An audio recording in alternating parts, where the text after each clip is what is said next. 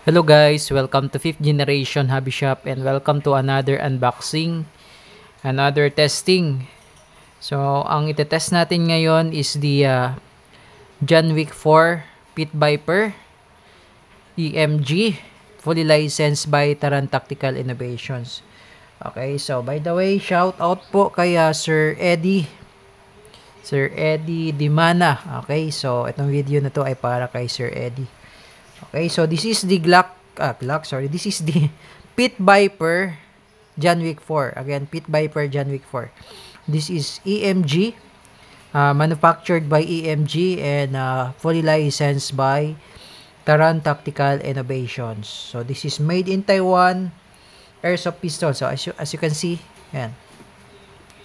EMG and Taran Tactical Innovations. Si EMG po, meaning ng EMG is E-Bike Manufacturing Group. Yan, international. So, sila po yung nag-manufactured and si Taran Tactical Innovations po yung nag-license. So, this is licensed product. So, yung original at 9mm na Pit Viper na ginamit ni Keanu Reeves sa kanyang movie na John Wick 4 ay parehong-pareho po. Yung itsura, yung laki, yung scale, parehong-pareho po yan. Okay? Okay, disclaimer lang po, this is just an airsoft, no? For training purposes. Ayan. Open na natin. So, ito yung mga kasama bukod sa gas at saka yung BBs. So, this is airsoft po. Airsoft pistol. So, ang bala po niya ay plastic BBs. Ayan, plastic BBs, not an air gun. Airsoft pistol. Okay? So, it comes with the Taran Tactical Innovation COA card o yung Certificate of Authenticity. Ayan. So, si EMG lang ang meron nito. Ayan, si EMG lang. Okay. Sa ibang brand, wala po. Okay. And the magazine. Yan, with the laser engraves of Taran Tactical Innovations. Tapos, yung gas route niya ay naka anti-freeze na. Ayan, as you can see.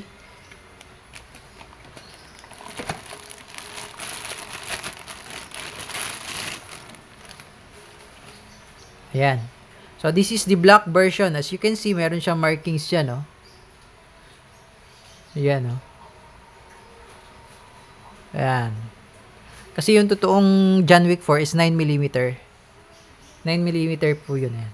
So, ganito din po yun kalaki. At ganito din ang itsura niya.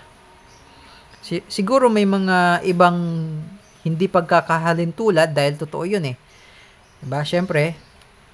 Pero halos parehas lang sila. Okay. Ayan. So, ito, CNC yung slide. CNC machine. Finish yung slide pati yung frame. Ayan. Metal yung frame niya. Metal yung slide niya. Yung grip niya ang plastic. Ayan. Tapos, nakamagwell na siya with the laser roll marks Taran Tactical Innovations. Ayan. Ambidextrous manual safety. Tapos, naka-ghost profile, shrouded, adjustable rear sight. Ayan. Ayan. Na-adjust po siya. Meron po siyang windage adjustment and elevation adjustment. Ayan. Yung kanyang front sight ay naka fiber optic sight na siya na green. Ayan. Fiber optic sight na green. Ayan. With the roll marks and laser engraved na Taran Tactical Innovations on the slide. Serrations on front, serrations on rear. Naka-stippled grip. Beaver tail. Ayan. So, this is the black version. Meron kasing version nito yung rose gold version. Rose gold yung barrel. Ayan. Tapos, ang kagandahan nito, yung barrel niya non-tilting. Ayan. Mapapansin nyo sa ibang airsoft pistol, ito magalaw. Ito may galaw pa, may konting play pero konti lang. Ayan o. May konting play siya. May galaw siya pero konti. Hindi katulad ng mga ibang airsoft na talagang magalaw. Yan. Yan. With the compensator. Yan, yung compensator niya, oh. Yan. So, pwede rin siyang lagyan ng accessories. Flashlight. Ayan. Pit Viper. John Wick 4. Okay. So, magazine niya ay 30 rounder and compatible din dito yung extended magazine. Yung 50 rounder. Mahaba. Yan. Ganda niya, no? Pang training purposes. Okay. So, testingin natin.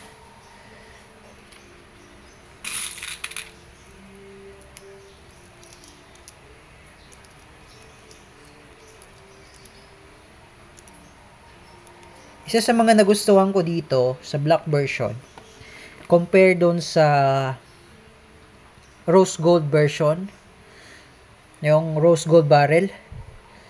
Isa sa mga nagustuhan ko dito kasi yung barrel ng rose gold, mabilis mag-fade. Ilang shots lang, mamumuti na yung part na to. Pero dito, siguro mamumuti rin naman, pero matagal. Matagal siya. Ganda, oh. Black version po ito. Okay. So, testingin natin. Ang EPS po nito ay nasa 350 to 360.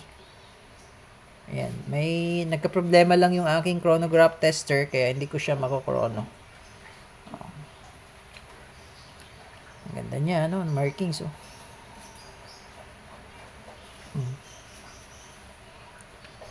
Okay. So, testingin natin. Okay, testing. Pit Viper. Fully licensed by Taran Tactical Innovations. Yan. Manufactured by EMG. Okay, this is made in Taiwan. Okay, testing.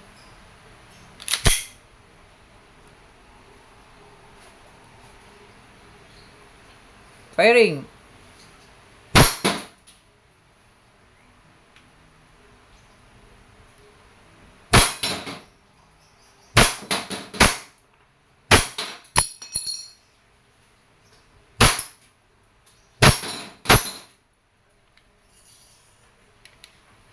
Lakas din, ha.